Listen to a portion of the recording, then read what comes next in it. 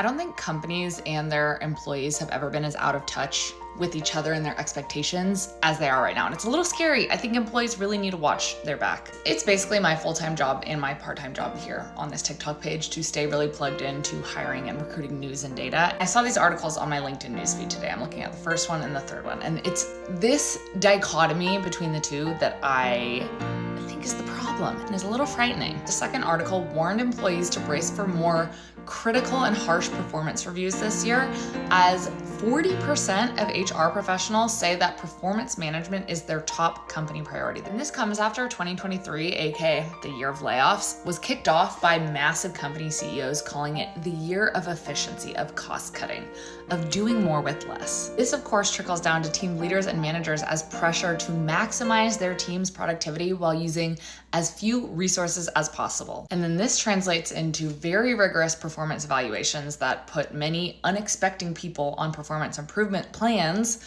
that are then used to justify not giving raises or laying people off. And the problem here is that employees have already been going above and beyond for their companies. They've been doing this for decades, and they're learning that this extra effort does not guarantee them advancement or job security. This first article discussed this waning corporate loyalty that employees are feeling as their ever-growing contributions and this emphasis on productivity doesn't actually translate into reward or recognition, which then you pair that with the risk of losing your job after one less than perfect performance review, which managers are being pressured to give out at a higher rate.